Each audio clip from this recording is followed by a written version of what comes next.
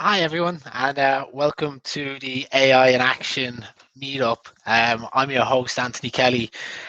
Today, I'm delighted to be able to pronounce the third virtual meetup and the second virtual meetup on AI in healthcare.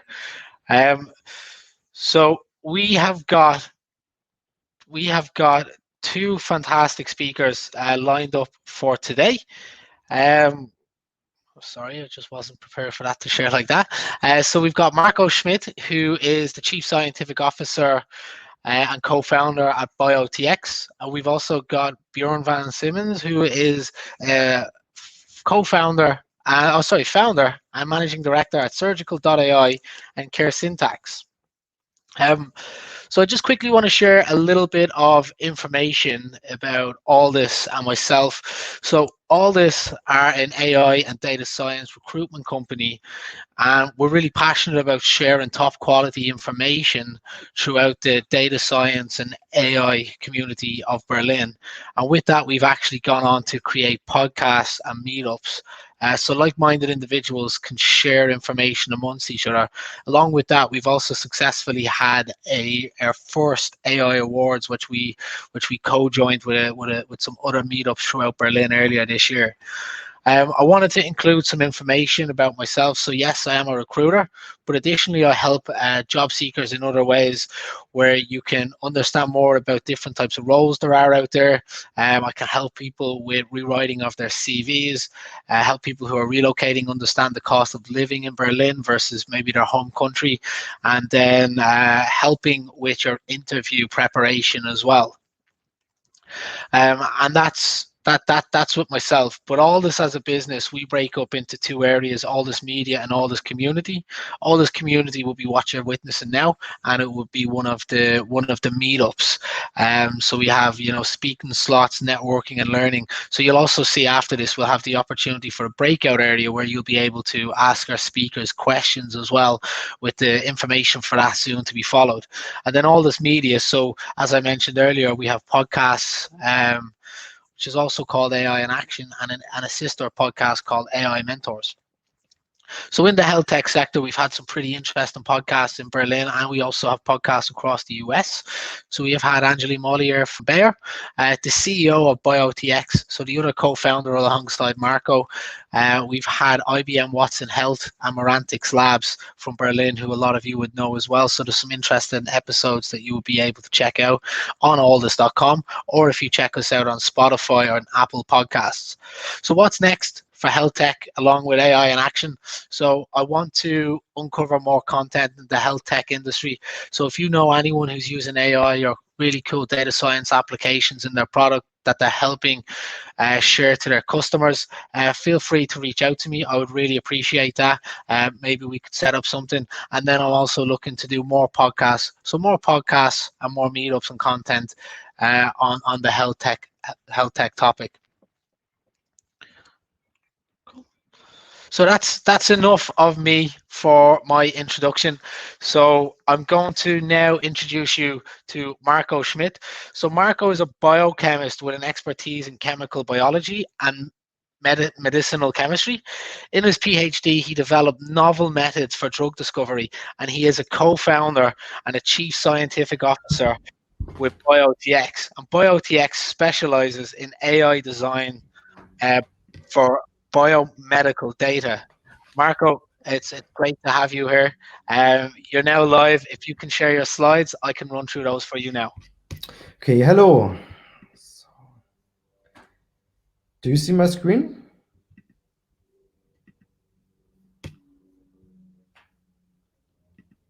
Uh,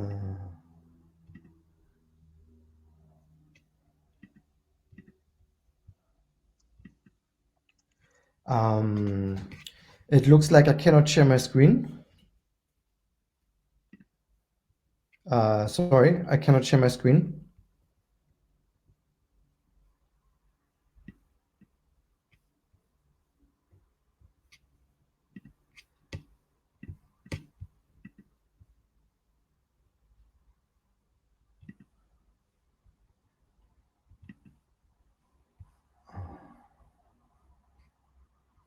Um, Do you have an idea how I can share my screen with you?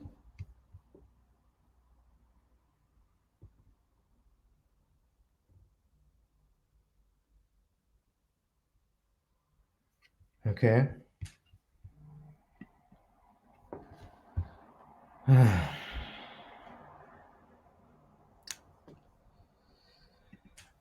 um,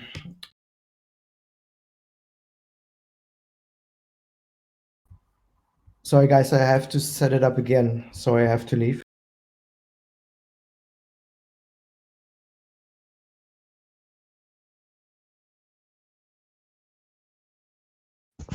It seems we're just having some technical difficulties with Marco. We'll come back to you as soon as possible.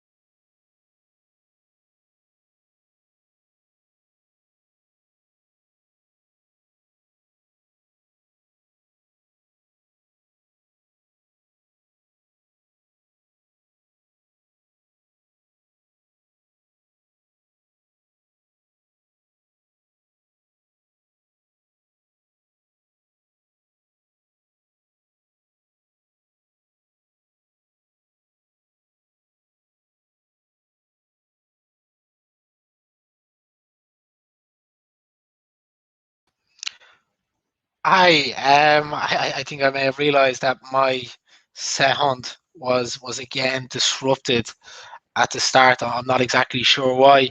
I'm just working with Marco here. We're going to be sure that we can share his screen to go through his slides. We'll be back to you as soon as possible.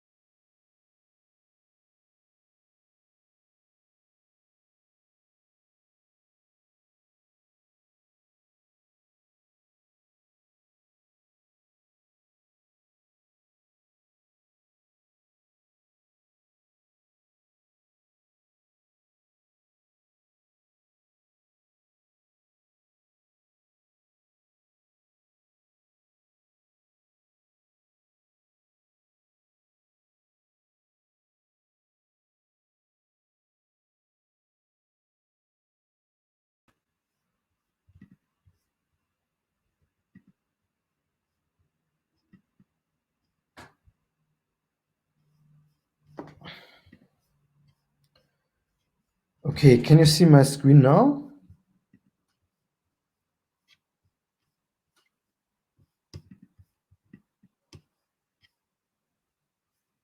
Can you see my screen?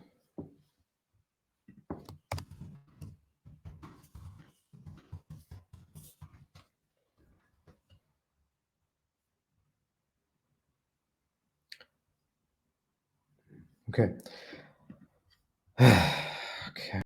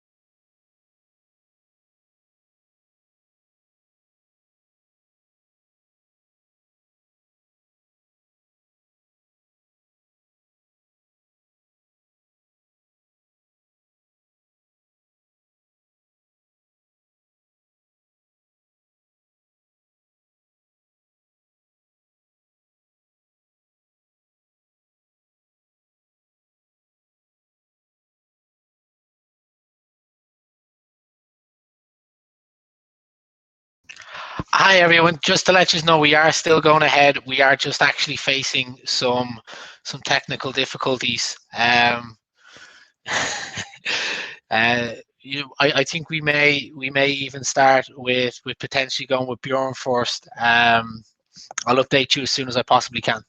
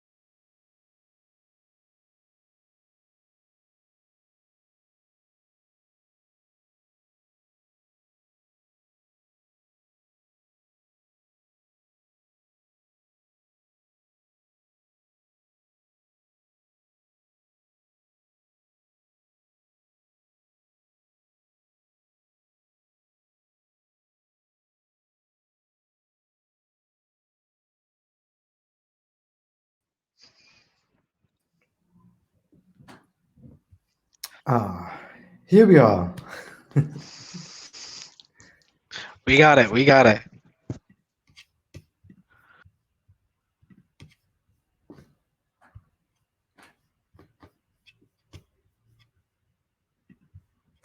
So can you see the slide?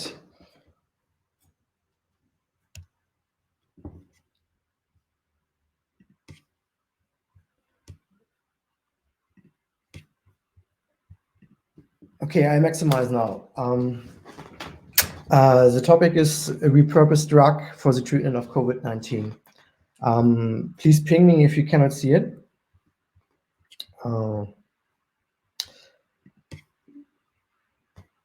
Okay. Yeah, some words about my person. So I'm a biochemist. I studied in Berlin and in Tübingen. I did my diploma thesis and my PhD in drug discovery, drug development. Then I moved to the University of Cambridge in the UK. And I did my postdoc for the Bill and Melinda Gates Foundation, working on anti-infectives. And then I also applied for my own funding. So I was a Marie Curie Fellow. I did a Marie Curie Fellowship at the University of Cambridge. And after this time, then I moved on to the University of Potsdam. And then I also applied for startup funding, so-called Exist, and then set it up Biotech AI. So a little bit closer in the beginning. Most of the slides I'm showing today are also based from my book, Chemical Biology and Drug Discovery, which will be released later this year, so probably in December. So if you want to know a little bit more about this, so I can recommend this book for more detailed view of this. So welcome to the genome era. So the cost of sequencing a genome is dropping down. 20 years ago, it was 100 million or $1 billion US, and nowadays it's a couple of 100 US dollars. So that makes a lot of progress. However, the situation in drug discovery and drug development is a little bit difficult. The problem is it is much more difficult to develop a new drug molecule. And you see this in the internal rate of return of the big pharma companies, that their loan interest rate has been dropped, or the return of investment has been dropped under the internal rate of return in 2015. That means drug development is in danger of becoming non-profitable. And that would mean that in future there will be no more drug developments. So I'm going into a little bit more into detail. So what is a drug and how does it work, a drug? So a drug molecule itself is mostly a small molecule or a biological, an antibody. And in the theory of the key lock theory, we call it a key. So it's just a key over here, and we need to lock a so-called drug target. And only if this fits, we have a mechanism how to deal with the disease or can modify disease status. So first of all, it's very important to find the lock, so-called the drug target, and then we need a key for this lock. So normally you screen a lot of small molecule libraries to find a key for this lock. And if you have found one, you just try to make it better.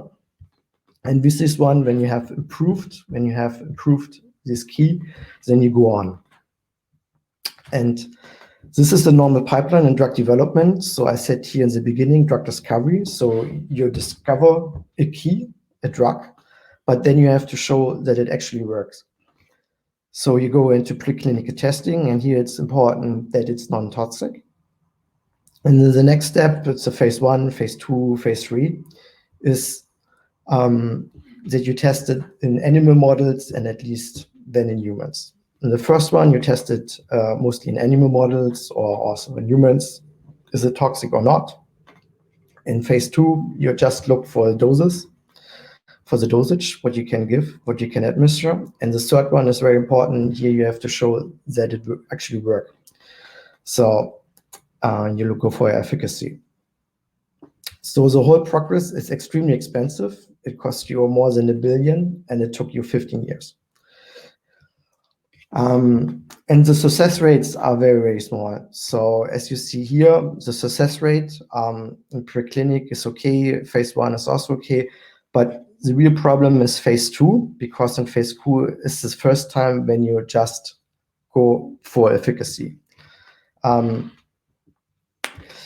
the next phase, you see you have an increase of the success rates because this is here the bottleneck. If you went through the bottleneck, then it's much more better. So in total, the success was only 10%. What are the reasons for failure in phases 2 and 3? And you see one quarter, 25% is company decision making. Other 25% is safety. But the biggest problem is efficacy. So our biggest problem in drug development is that we cannot predict the efficacy in advance. And the point is that the in vitro data, so the lab data, what we acquire, it's not sufficient to give you a good prediction of the clinical efficacy. So this is so-called the gap between in vitro data and clinical efficacy. But you can also say there are really cliffs between each other. So that's why there's this famous statement from James Black, a Nobel Prize winner in 1988. He's actually the developer or the inventor of the beta blockers. The best way to discover a new drug is to start with an old one. So, it's slowing down. So the question is, how many drugs are out there? And this is here from a nice article in Nature Review Drug Discovery from 2017. And they just looked through all approved drug molecules by the Food and Drug Administration in the US. And you see the actual number of approved drugs is extremely low. It's less than 1,600. So imagine the arsenal is very small what we have. So with only 1,600 drugs available, we only know 1,600 drugs. Coming to the actual situation, coming to the coronavirus. We have nothing in hand. We have no drug molecule for this. The idea is to look a little more into the mechanism of this virus to find an existing drug that we can use for SOS treatment. So the coronavirus normally docks via a receptor so-called ACE2 to the host cell, where it can then enter. Then it is internalized. Then the virus breaks. And this thing here is the RNA. This came free. And this is then replicated. And there's an also, or that's the next step after the replication, is that these RNA molecules are also translated into viral proteins. But the virus also contains viral proteins from the beginning, shown over here. And only after the assembly of the RNA, the viral RNA, and the viral proteins, there exists coming new viruses which can be going out of the cell. And this is an amplification step. I read that it's not shown in this figure, but it's not just only one virus which leaves the cell. It's many, many viruses. And that's why from this replication cycle, you have 3 possible points where you can target the coronavirus. First is the entry. The second one is the replication. And the third one is targeting the viral proteins. So coming to the strategies for drug repurposing. So as I said, there's the idea to block the entry, the replication, or the viral protein. So going into detail of the entry, possible entry inhibitors. And I found this that is published by Causally, an AI company, and they say AI helps identify possible treatments. And they went through all the literature, and as I said, they found the ACA2 gene over there, and then they could match that the so-called drug chloroquine can bind to this. So that is then the correlation between this entry point and a possible potential drug molecule.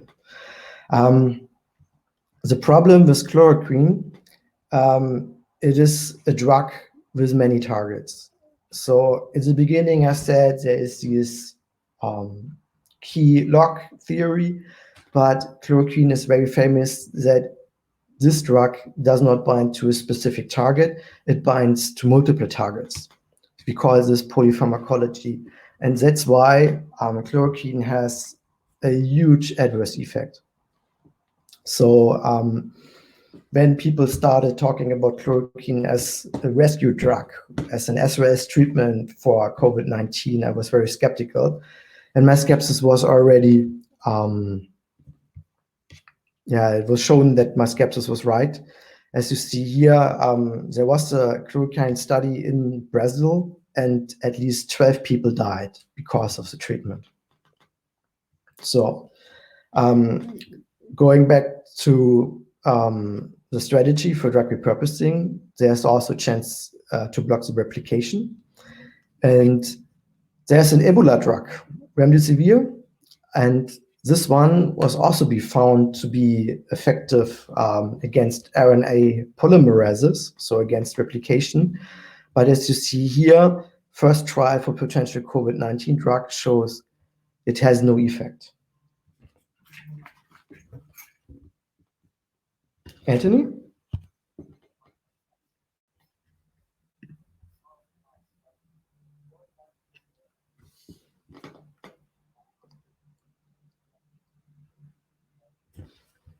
I try.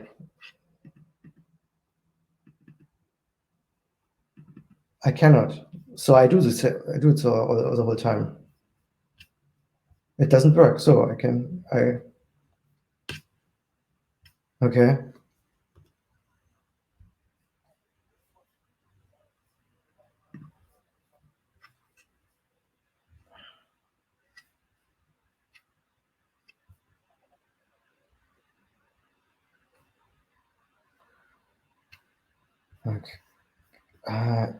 It looks that I cannot. Okay.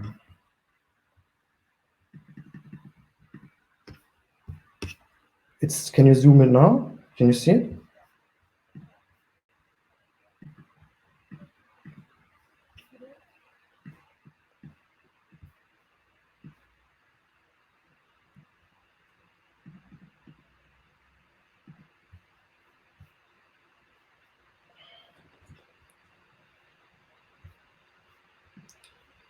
Okay.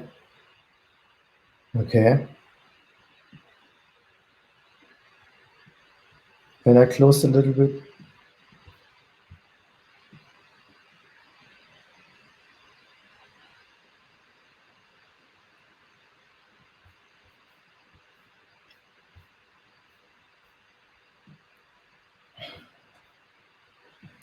Is this more convenient now? Okay. Okay, cool. Going into replication, there's this Ebola drug, and you see it also very critical if there's effect or not. Last but not least, there are also the idea to target viral proteins. And here I have to say I worked in my PhD on the SARS coronavirus main protease. So not say SARS-2, on SARS-1. And my impression after 4 years working on this is that this is not a very good target. There's a publication from 2005 where they say that synanserine is an inhibitor of the SARS protease, and the SARS-1 protease is more or less identical to the SARS-2 protease, but actually it's a fake. It's a fake paper. So synanserine is not a good inhibitor. It's not an inhibitor. It's actually not working. So to conclude this, I know there are no easy answers. And I know that people are now looking for easy answers, but repurposing, just only looking in literature, does not work. So what we do here at Biotech AI, so we focusing more on the genetics, and there's an evidence that there's a genetic effect on COVID-19 symptoms and resistance. However, the problem with genomic data is this is so-called white data. So instead of big data, the number of subjects is very, very low, but you have many, many features. And with this kind of high-dimensional data, you end up in the so-called multiple testing problem. And so you test in your small sample size so many, many hypotheses, but in the end, you end up with a coincidental result. And the most prominent example is the correlation between the US spending on science and technology and the suicides per Henning in the US. It's almost 1. So giving this, people can think about probably it's a good idea to stop spending all the money on science and technology because otherwise people have to die. But that's bullshit, you know? So what we're working on, our solution to the white data problem is that we use contextual knowledge and we just only go for well-informed hypotheses. So we created a knowledge network which takes contextual knowledge via metabolic pathways, protein expression, and protein-protein interactions. And then we just only go for these specific ones and look whether there is an interaction between this or not. And this allows us a much more better analysis of the data. And the idea is to predict the risk and resistance in a population based on genetics. And this is becoming very, very interesting because now we have also a paradigm shift in healthcare, going from break and fix to predict and prevent. So we think that also prediction models based on genetics in regard of resistance would be also a very nice tool because it can be delivered in a very fast way. And the next step, what we can also do is we go for the resistant predictions. That means that we understand what makes a resistant person and take this information for drug discovery. So taking the genes into account that have been shown responsible for resistance, can we translate it to the pathway? And in the pathway, they can look for drug targets and then think about an outcome and how to develop the therapy. So let me summarize my presentation. Drug repurposing is very attractive as it provides a shortcut to an SOS treatment, and we all looking for an SOS treatment. However, the problem is that the drug arsenal is very limited. There are only 1,600 approved drugs out there. We have a limited knowledge and bias in the data. Actually, we have also fake news. We have fake publications that are taken into account in our AR analysis. But there are alternatives. We can take existing data, genetic data, clinical data for risk prediction, for prevention. And another good thing is that we can investigate the resistance that leads to new drug targets. And with this, I would like to thank you for your attention.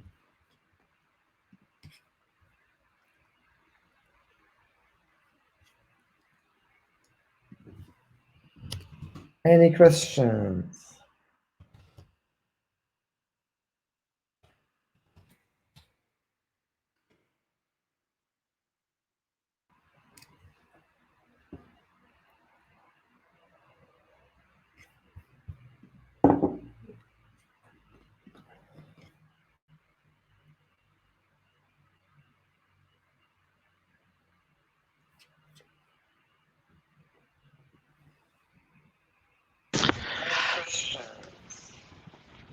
Excellent, Marco. Thank you. As it stands and as it looks so far, there are no immediate questions on Slido. But if anyone has any questions between now and the end, you can either catch Marco in the breakout room, or if you want to send the question on Slido, we will be able to bring the speakers back online at the end to answer any questions. So with that, I'd like to introduce our next speaker, Bjoern. So Bjoern holds a PhD in business economics, and he also held the role of a PhD fellow at Harvard, and has since founded caresyntax and surgical.ai. Caresyntax are a digital healthcare group who are focused on improving clinical outcomes in hospitals. Bjoern, great to have you, and you're now live. Thanks, Anthony. I hope you guys can hear me and see me okay. If you could confirm that in the chat, that would be great.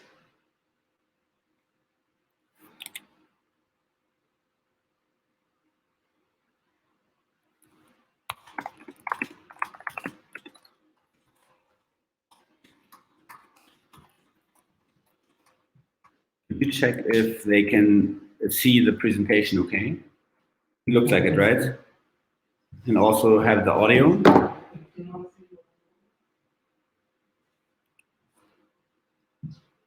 This is the big device. Okay.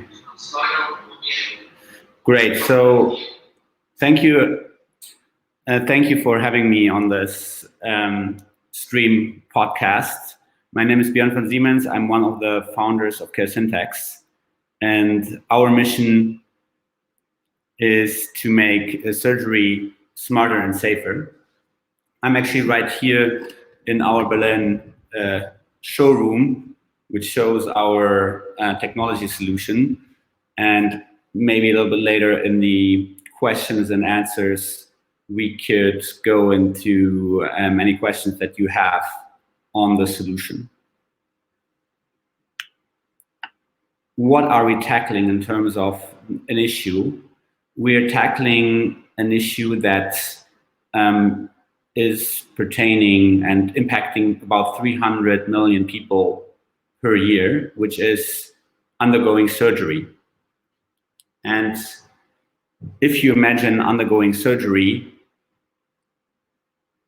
you are taking, and people that are taking surgery, I have a feedback here.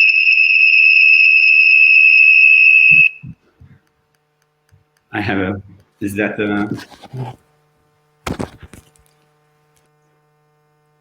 sorry.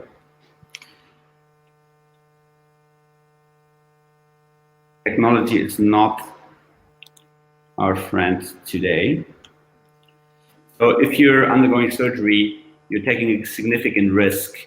In fact, because of the differences of practice of surgery, because of different procedures, the risk of going into surgery is higher than of getting COVID statistically. Or the risk of dying through surgery is statistically higher than of COVID-19. And what we've done, or what we did about 7 years ago when we started caresyntax, we looked at the environment in surgery, which is a really quite kind of complex environment with a lot of different machines, a lot of different systems that are used to treat and to monitor the patients. And what is really particular about this situation is that essentially most of these systems are coming from different vendors. So if you look at it from a data interoperability perspective, these systems are data silos or data islands. And what we started out with was to start connecting these systems with IoT devices. We can actually see them over here, such devices, and collecting the data and the information from these systems into one unified data warehouse. And with that data, we started working with video data, we started working with device data to essentially achieve similar processes and similar level of safety that we see in other industries, such as, for example, the commercial airline industry. If a mistake happens or if there's life at risk in commercial airlines, then there's a flight recorder, there's a systematic analysis of what went right and what went wrong. and then this mistake is addressed and then kind of globally addressed. And this is something that has not yet happened in surgery because of a lack of systematic collection of data. That's how we started out. This was our vision 7 years ago. And right now we're in a position that through this technology, we can actually, and through our platform, combined with others that are active in the surgical ecosystem, we're able to, on one hand, improve efficiency of surgery, but also have a massive impact on the quality of the surgical services delivered in the operating room. And that is really what caresyntax embodies. So essentially, if you take a step back and look at the journey of what we're doing, we're collecting data, we're analyzing data, we're learning from it, and then we're improving two things. On the one hand, we're helping the surgeon and the surgical team improve their skill set, their technical skills, assess and improve them. And on the other hand, we're helping with efficiency analytics and efficiency improvements in the surgical theater.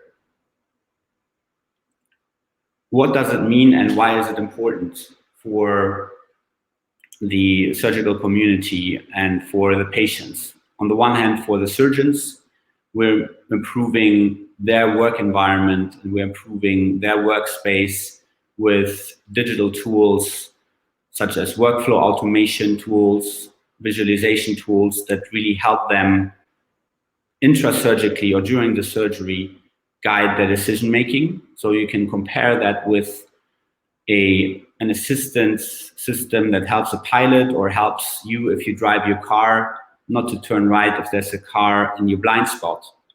So those are the assisting systems that we have for the surgeons.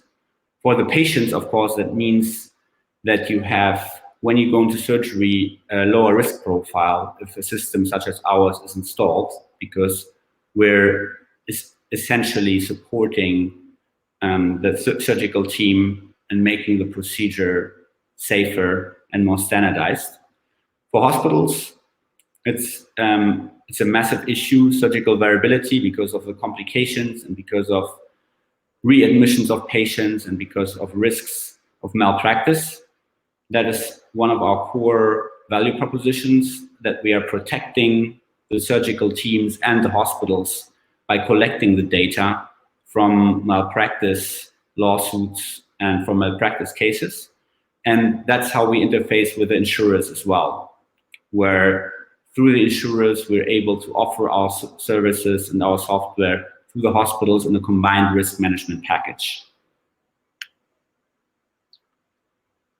So if you look into the details of the value add, what we said earlier is for the surgeons, on the one hand, we're helping through guidance systems during the surgery, but we're also facilitating administrative work, documentation of the cases, selecting different patients and setups in the operating room, all of the nitty-gritty things that usually were done manually or paper-based. We're doing it digitally, thereby reducing the administrative work burden of the surgeon.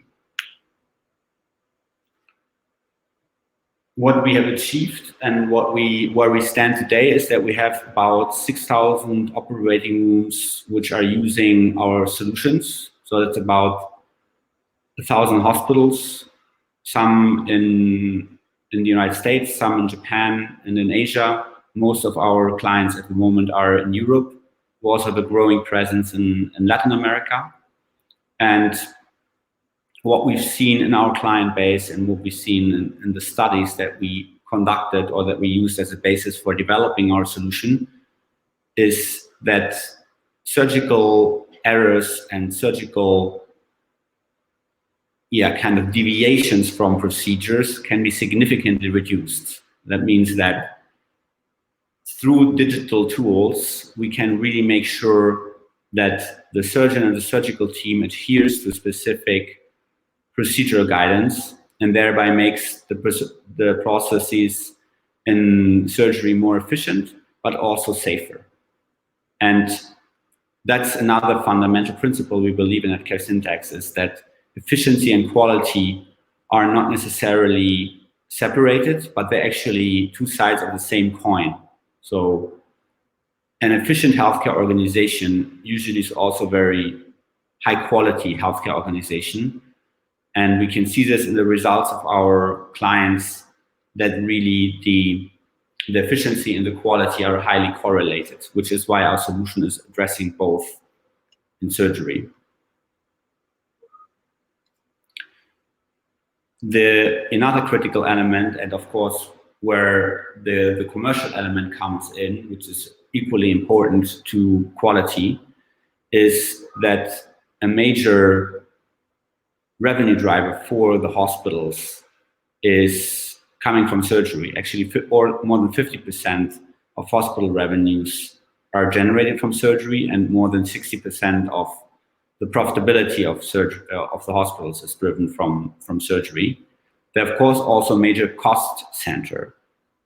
That means that hospitals which have an efficiently run OR block and are efficiently run and high quality run in terms of their surgical operations are profitable hospitals, whereas hospitals who don't have that area under control are more at risk at being loss-making. It's something that we already alluded to earlier. Insurance companies, malpractice insurance companies, but also health insurance companies benefit from better data and information about what went right and what went wrong, and can thereby help either address risk in the hospital or for the hospital and for the surgeons. They are providing a kind of digital safety net. And they can also, of course, select and improve their own patients or the patients that they cover health journey by directing the patient flow to the adequate caregivers.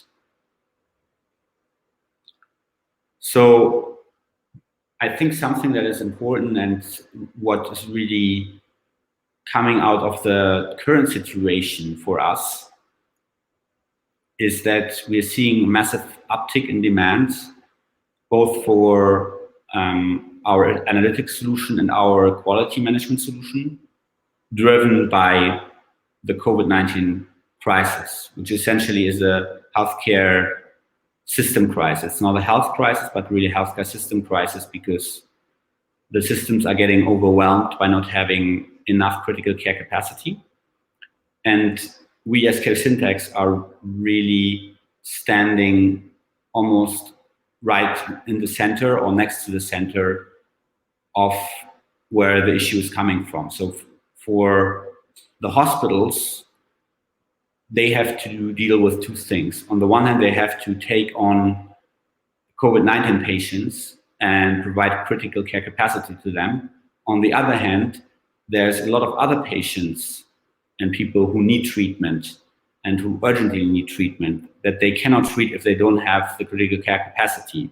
So making sure that the capacity that is available, both in intensive care and in surgery, is optimally used and used with a high quality, is something that caresyntax, as we discussed, is very deeply involved in. And that's why we're seeing really a lot of demand for our analytics solutions and our software solutions.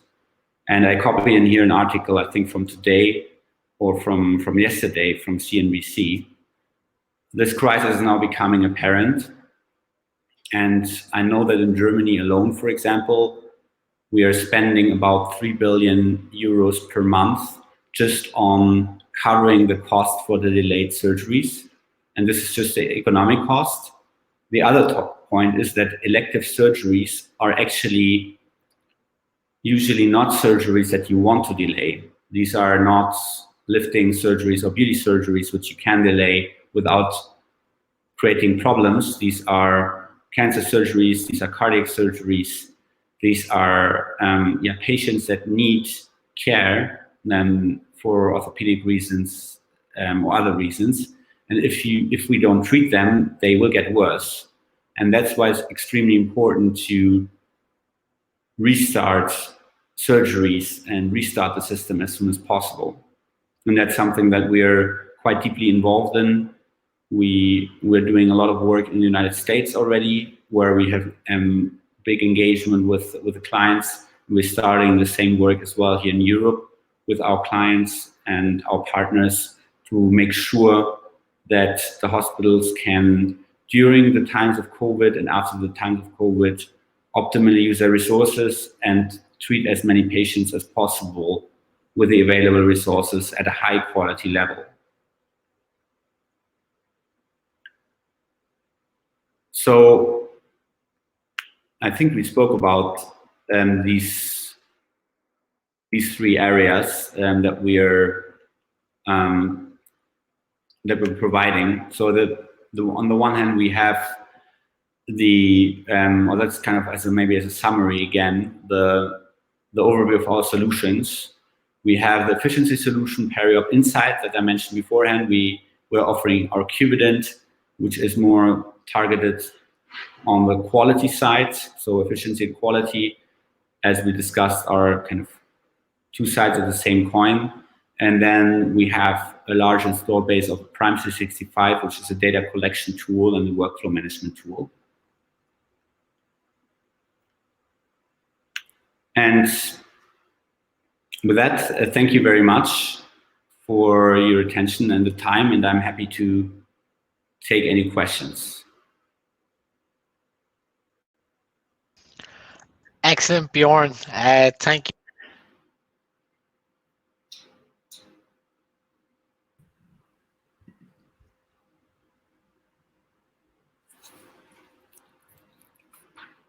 I can't hear you.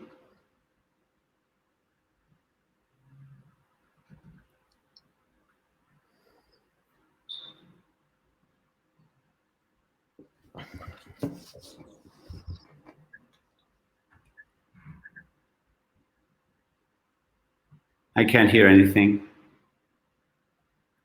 Can you hear me? I can hear you, yes. Okay. But I can also I cannot hear him. No.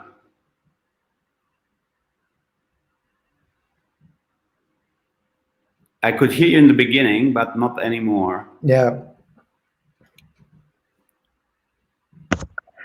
Hey, is that better? Yeah. Oh, I don't know. Okay, so it keeps muting me very quickly for no reason. I don't know why. So question one for Marco, can you give us a brief idea of how quantum computing can help in drug discovery?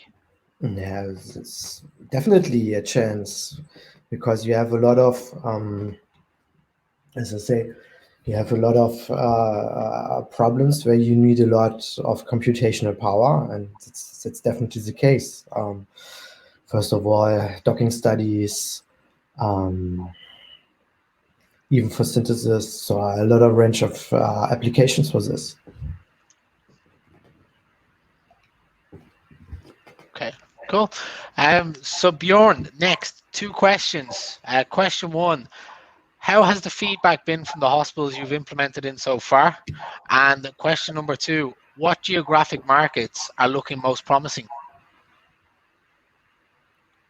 So I think from a feedback perspective, because we've been in the market for such a long time, we have really collected a lot of feedback, and not all of it was always positive, obviously. So we had a lot of challenges in the beginning with integration of certain data sources, and we had a lot of challenges with making sure system interoperability worked. By now we have a very rock solid set of solutions that are quite kind of plug and play. So hospitals are very happy in general when we install our solution. And we're collecting a lot of feedback from our hospital clients. Then we also have hospitals where we're working closer. So we're working, for example, with Inselgruppe or with Shiva Medical in Israel or with a lot of US hospitals. We have data sharing agreements, and there we're even co-developing solutions, algorithms or things like that together with the hospital partners. And so the feedback is really, really good and positive. Also because we're vendor neutral and we're not we're kind of an open platform, and usually most companies that are providing these data platforms, they're trying to like lock them into their own ecosystem. And this, I guess, Android's more open source approach that we took is quite well taken.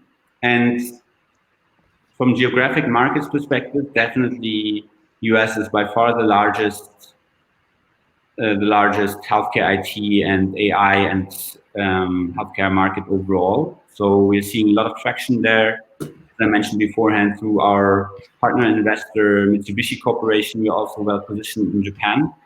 And here in Europe, we're collaborating quite a bit with insurance companies. So Germany and France are also, very ready for this kind of solution.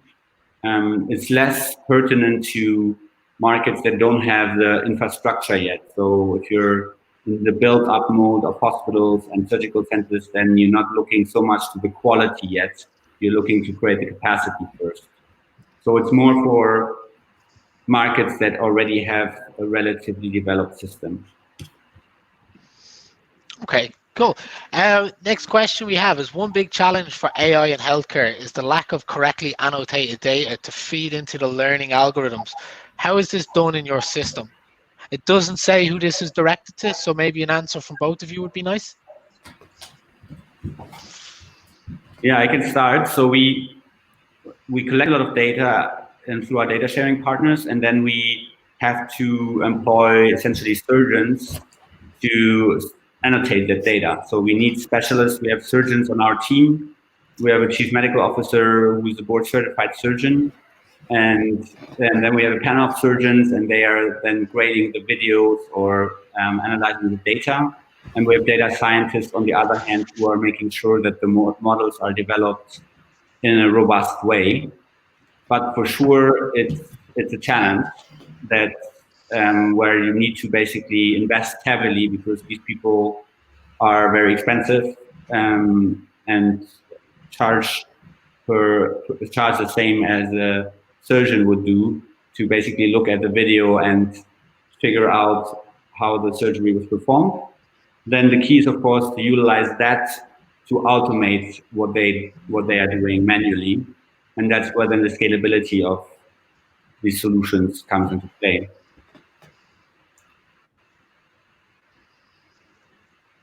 Excellent. So the next one looks to be for Bjorn. It's like, do you see differences in adoption rates of your software in hospitals between the USA and, for example, Western Europe or maybe even Asia? Yes, absolutely big differences. The US is more open to cloud software systems, and in Europe, and that's regulatory. That's not from decision makers' perspective. It's really driven by, for example, in Germany, the hospitals are not even allowed to store the data outside of the physical premises, and that makes anything cloud related much more challenging. You can still deploy on a private cloud within the hospital, but if your software is running on Microsoft Health, Amazon Health infrastructure, then you just create specific solutions which make it much more costly and slower. And so that's definitely a major hurdle to the adoption.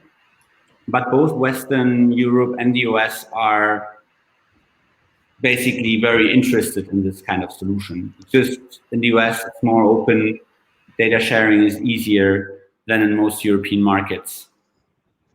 Okay. And then another question for Bjorn. Where is the majority of your team located? Majority of the team is in Europe. So we have offices in the US, in Boston, with a very quickly growing team, about 40 people in the US, about 110 people, 120 people in Germany and actually Europe. And then we have an office in Tel Aviv and a small satellite office as well in Tokyo with another 15, 20 people, but mostly R&D focused people in Tel Aviv. Okay, we've got some other questions coming through via YouTube now at the moment. So what data platforms are prominently used for big data processing? Again, it doesn't say who it's directed to. Maybe if you both want to take a stab at that one.